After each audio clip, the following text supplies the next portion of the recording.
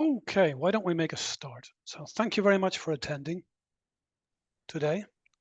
And on our session, we're going to be covering the personalization of the IVR, the interactive voice response system. And given you're attending this webinar we're holding about contact centers and IVRs, I'm sure you're in the contact center space or somehow related to the contact center business. So that's what we'll be dealing with, the personalization of the IVR. Why? Because the customization of the IVR can provide a better experience for the end user. That's very important. It can also provide benefits for the business, for the contact center business as well. So we'll touch upon that as we go through the slides. So to kick us off here, it's like a bit of an agenda. We'll touch upon the personalization or the evolution of that, how it relates into industry in general, the communication industry in general, and to contact centers. Then we'll look at some examples of personalizations or tailored IVRs in various industries. An important one is the best practices around multilingual IVRs. So many of us have to implement in some fashion a multilingual IVR. So we'll be talking about some of the best practices there. And finally, we'll be wrapping up with which businesses benefit the most from personalization. So we'll be taking a look at that towards the end.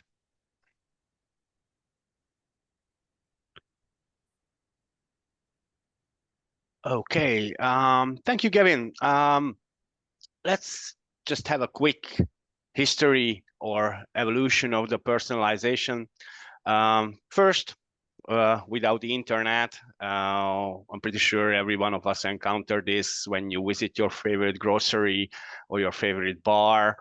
Regularly, the cashier or the bartender is going to recognize you after some occasions, and maybe after a few months, they will know your name.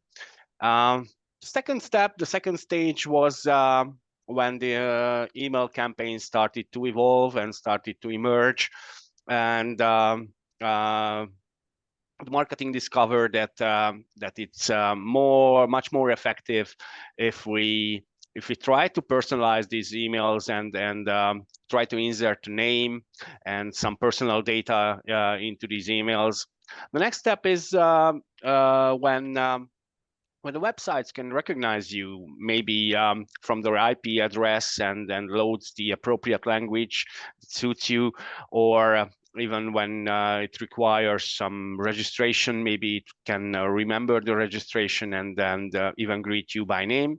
And where we are now at the stage of hyper personalization, when we try to personalize even more and try to feel the customer, that they give the feeling to the customer that they are unique. So that's what we are going to talk about.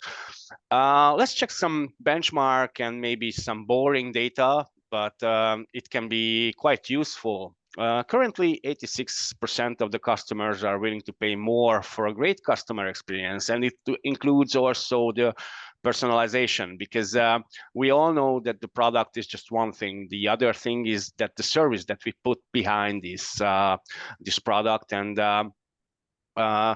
customers even willing to pay for more of this service. 63% of customers look for a personalized IVR experience. That's what we are aiming today, and that's what we are going to show you how to do that. And of course, companies with excellent personalization methods earn 40% more than their competitors on average. I think 40% is really, really a huge number. So it proves that the personalization worth the effort. Okay, where does personalization what examples could we give just at a high level to get our minds in the right area? So they could be for product recommendations. They could be for proactive problem resolution. And we're going to come to that in a little bit about utility services and outages. They could be language preferences. I mentioned this one previously, and this is an important one. Many of us have to deal with multilingual IVRs. So what's the best practice there? What about voice identification? How could that simplify the authentication process for an end customer entering the contact center and authenticating themselves. And finally, some tailored offers and discounts. So that's another example of where personalization can play a role and see benefits for the end customers. So now it's your turn to help us out with a bit of an activity. So if you would hit the reaction buttons based upon your answer to this question. Have you ever had to call a utilities provider because of an unexpected outage? So please, give us your reaction to that, just as a bit of an activity here to keep us all wide awake. And I'll give you a moment to press those buttons. So have you ever had to call them because of some expected outage? All right, that should be long enough. Thank Well, you all. and if anybody answered no, well, please do tell us who that utility provider was, because they must be something quite exceptional and we'd all love to hear about them. So do let us know in the comments.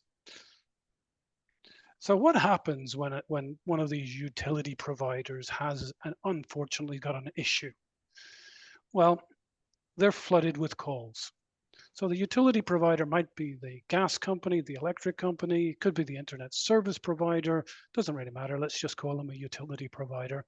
They're flooded with calls during this outage because the outage probably happens on some sort of geographical basis, or very often.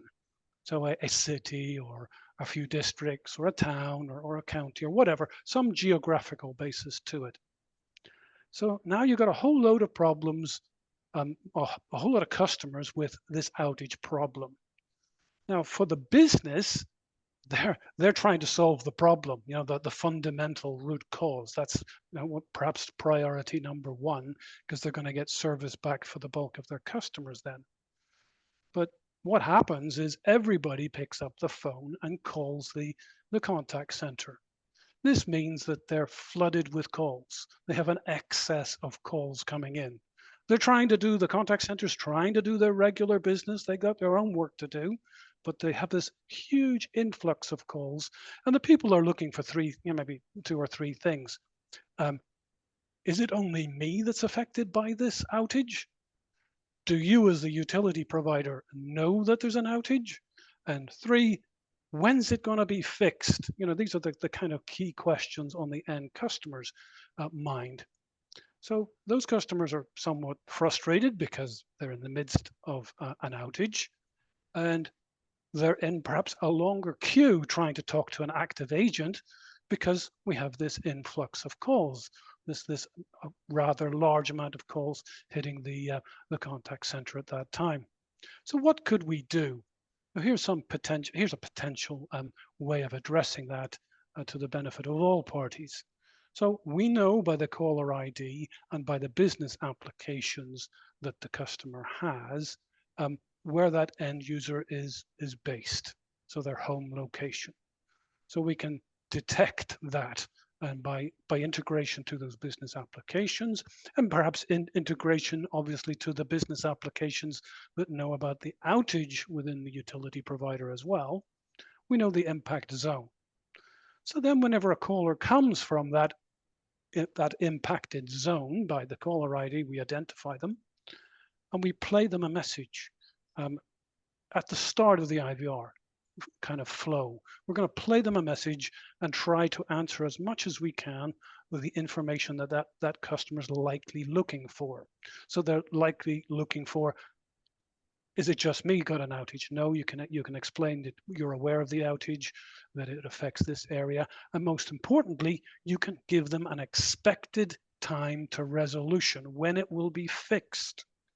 Optionally, you could offer them to update them by SMS, maybe your VIP customers, you update by SMS. So you could proactively notify the customers of the ongoing actions that you're taking and the expected resolution time. So you can, from an end customer, we're trying to make the best of a bad situation. They're suffering an outage, but we're giving them right up front the information they want. And from the contact center perspective, we're saving to an extent, because it will not be 100%, but we'll save a significant proportion of the calls that are going to go through to those real live agents in the contact center. We're going to answer those issues in the IVR as best we can. So let's have a quick test and the play. What if I start to speak in this language? I'm really curious how many of the attendees can understand me, ha elkezdek magyarul beszélni, and hányan értik, hogy ha én ilyen nyelven beszélek, és biztos vagyok benne, hogy vannak olyan jelenlévők, akiknek fogalmuk sincs, hogy én most mit mondok.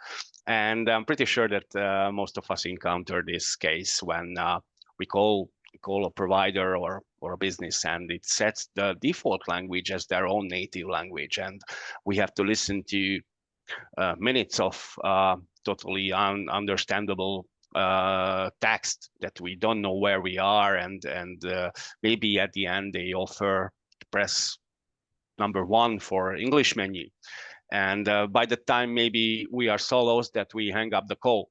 So the solution for this, of course, the quickest solution and the easiest solution is that we provide the English menu at the beginning. But a more professional way of solving this problem is that we check the caller ID, the prefix, and based on this prefix, we can offer them their own language if we have the possibility to do that. Or if we cannot recognize the prefix, maybe we should think about that offering the English menu as the default one.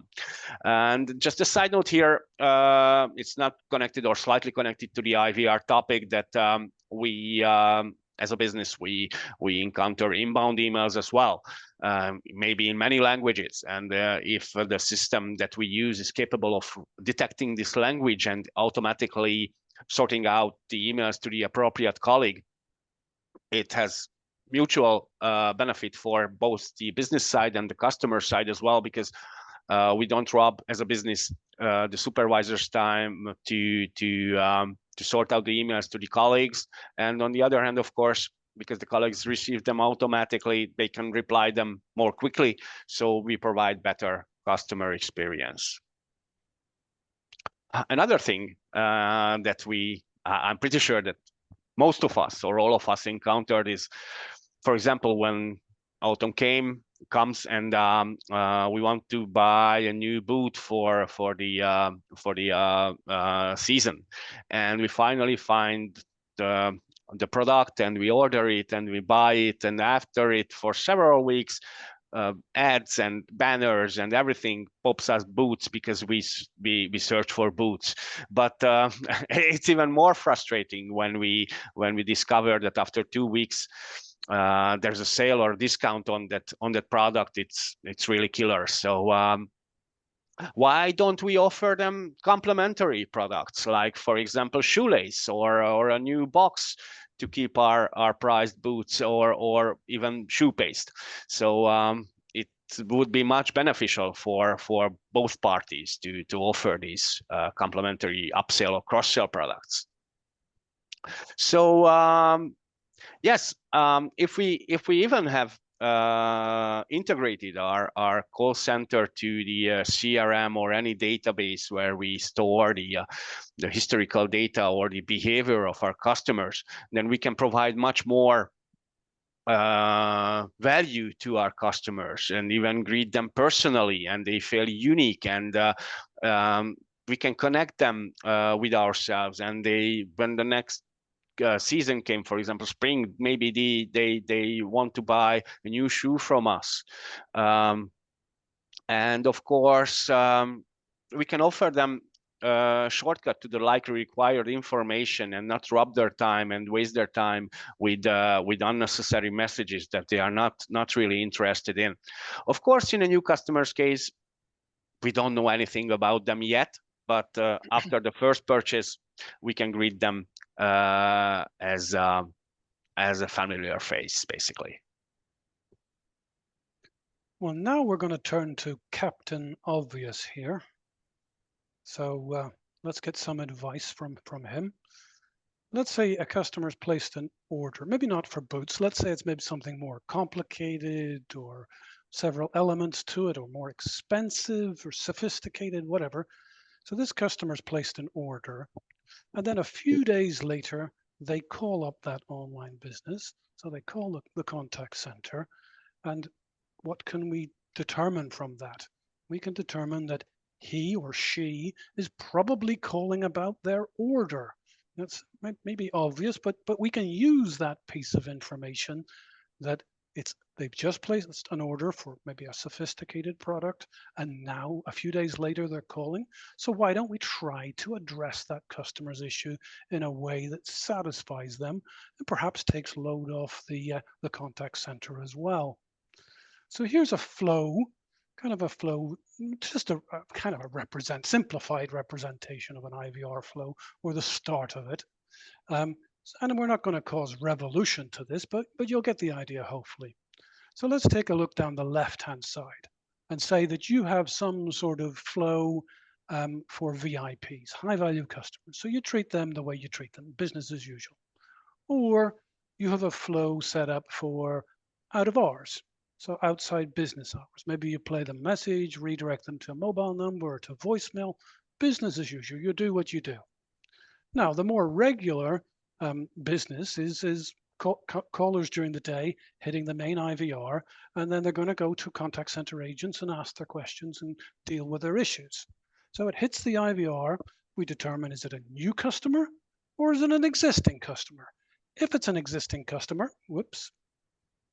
If it's an existing customer, we're going to check, did they recently place an order? If they didn't, no problem. We move on to the next step in the IVR flow. If they did place an order recently, well, then let's offer them that option right up front. Let's tell them, press 1 for your order details. And then we can read out the details to them. We could offer to send them an SMS with a link to their order details, or send them an email, or let them change the delivery time or whatever. So from the customer's perspective, they just called, they hit the regular IVR, welcome to company XYZ. And then the next thing they're going to hear is, if you're calling about your recently placed order, press 1. And then we start to answer the most likely things that that customer would have. The purpose being here, we're going to delight the customer because we're going to very quickly answer their most likely questions. And we're taking load off the contact center as well, because these questions will be answered in the IVR, not even touching a real live contact center agent. So that's a win-win for both parties. Okay, let's check two of the businesses that can benefit from the, I think, or I mean, I cannot say any business that doesn't benefit from the personalization, but let's check two of these verticals.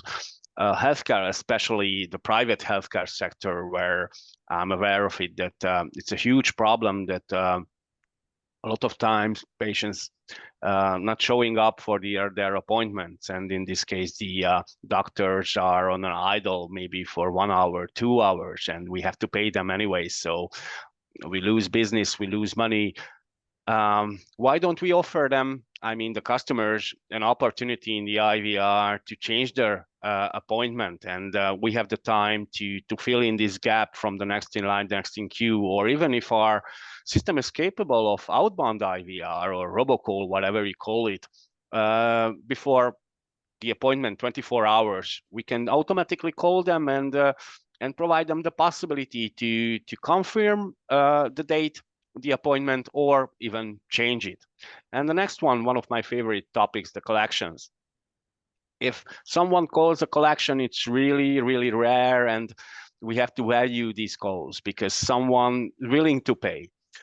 So in this case, we can offer them a lot of options here, maybe even a self-service solution if our system is capable of doing online payment during a phone call.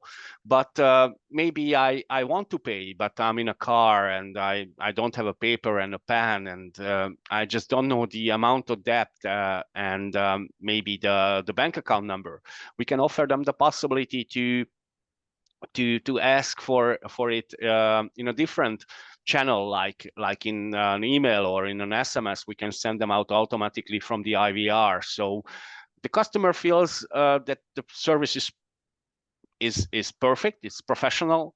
And on the other hand, we save time from our agents who can or our collectors who can focus on the more risky clients and call them, and just offer these possibilities for the low risk category if we have a scorecard or if we are using a scorecard.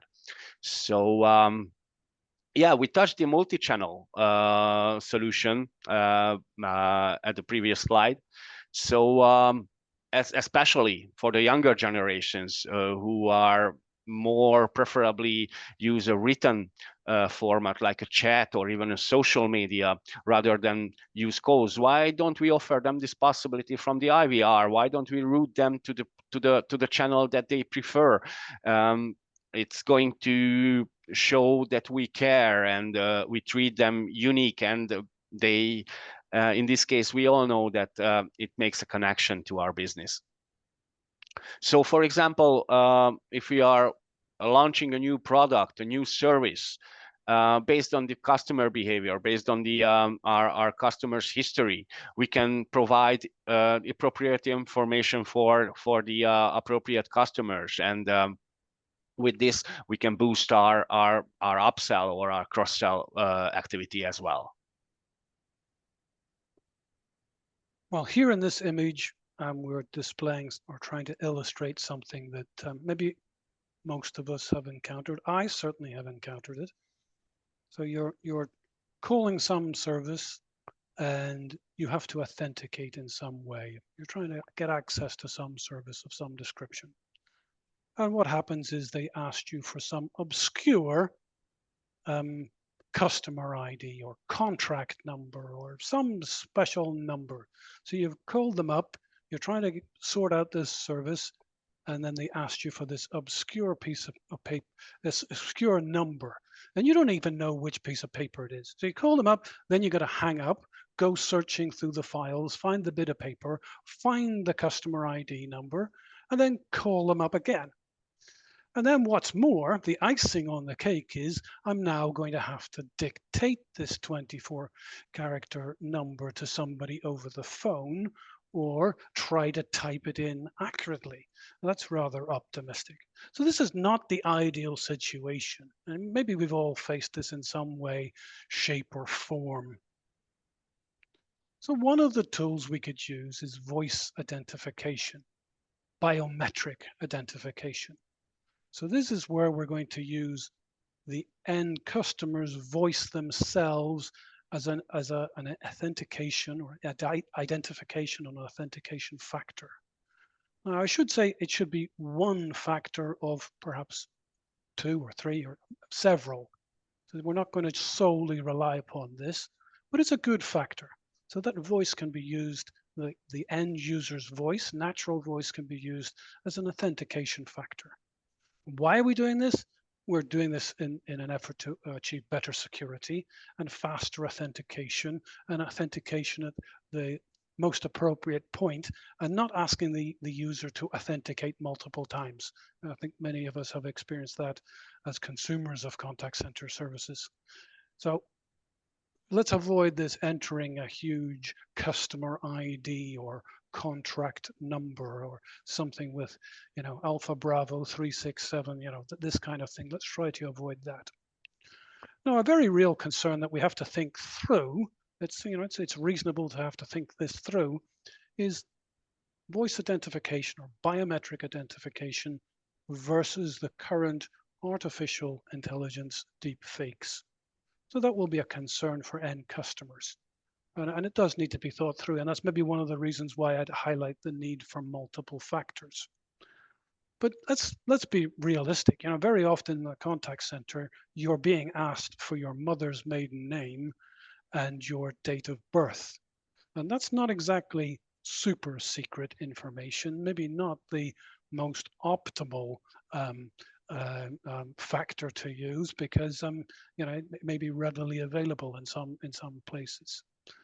So it's another tool in our toolbox when we're authenticating users, and we can make that that identification, authentication process smoother for the end customer and benefit all parties. So another in recent years, more interesting development is voice-driven IVRs. And by this, I mean natural language IVRs. So you're going to use your voice instead of pressing keys on the telephone keypad. So that's an interesting possibility.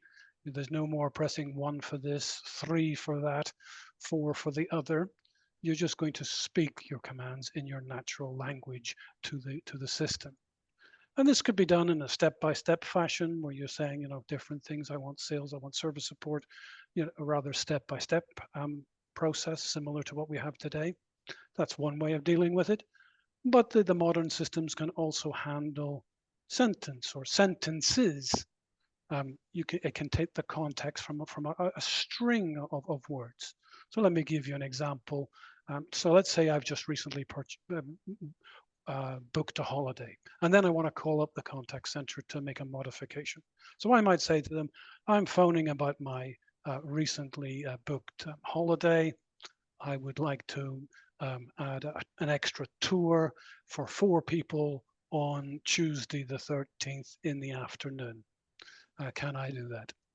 The IVR system itself can take the relevant key pieces of information out of that. It's been set up to do so. So it knows it's a recently booked holiday, it knows it's an extra tour, it knows the date, it knows how many people, and it can then reply to me appropriately in the IVR itself.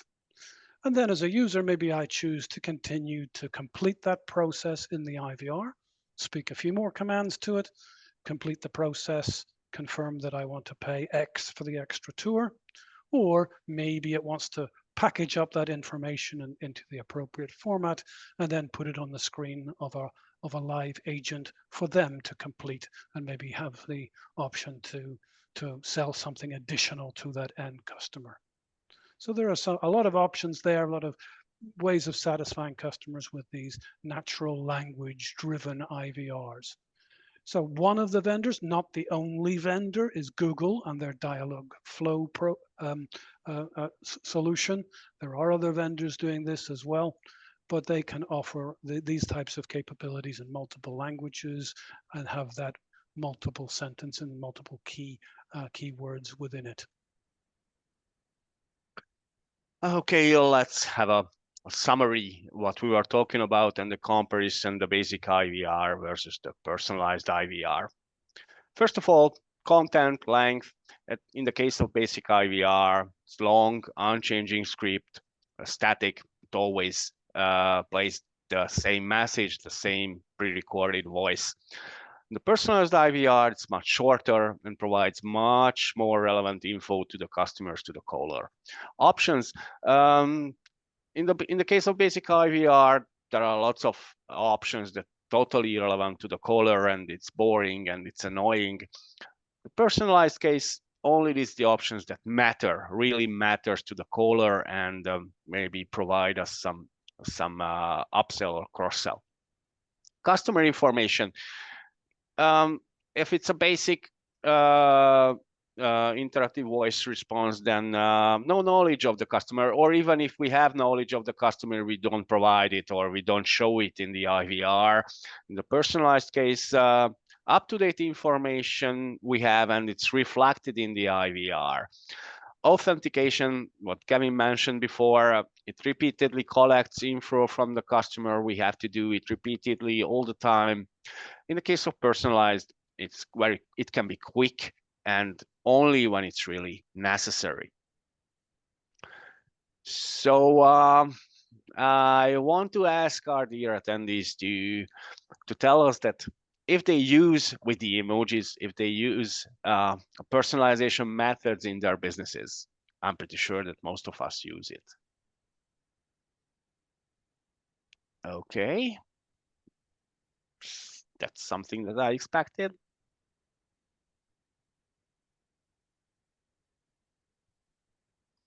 Thank you Even all. tell us, Danny, they can even tell us in the comments how they're using it. That would be interesting too. Yeah, definitely. Would love to hear that or read that.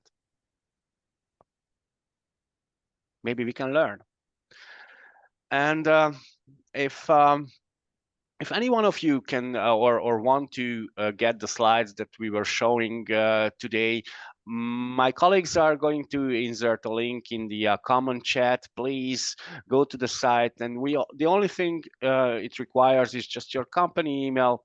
Please type it, press enter, and immediately you are able to download the slides. And also, we are happy to share our thoughts and our experience with you. Any one of you who wants to chat or talk about it, maybe we can find out a solution in your business or in your case. Of course, it's totally free of charge. I don't have to mention it. Any final thoughts from your side, Gavin? Yeah. So which businesses can benefit the most from personalization? I think, Well, I think excuse me, everybody. Yeah.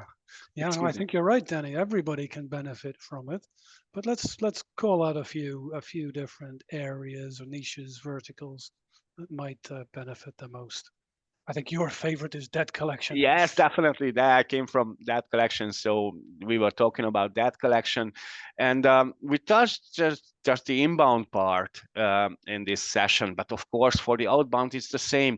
We haven't talked about telesales. That's not in the list because it's not an IVR process. Maybe the outbound IVR can be a sales tool, of course, but for the telesales part, we can use it as well. And I cannot name a vertical when it's not shows its benefits. I think every business can benefit from our personalization. Yeah, earlier you were talking about no-shows, and I think there's lots of industries that are negatively affected by no-shows. So you Definitely, talked about private healthcare, could be definitely. all kinds of other businesses. You know, if you're sending a truck out to visit somebody and the person's not there, it's cost to the business. Yeah, Give and them, give them the options to change it. of course in a logistic or like like the post when you order a big package and the truck, as you mentioned, has to go there and no one's there, and you know it can be frustrating for the business as well and for the customer as well, because he have to call the post again, and maybe he or she has to travel to get their packages instead of just a quick confirmation call before the truck goes to the third place. Indeed. So I've been Gavin Stewart. I'm the channel sales manager here at VCC Live. And Danny, you give people your name. Of course, my name is Daniel Severa, and I work as a business development manager for VCC. So thank you very much for your time, everybody. We would really like to discuss these options with you. So please feel free to reach out to us. You can see the details by phone, by email, by LinkedIn, whatever works the best for you. So feel And, free. and of course, we hope to see you all again in our next session. Thank you very much for attending, and have a wonderful afternoon. Bye. Thank you. Bye.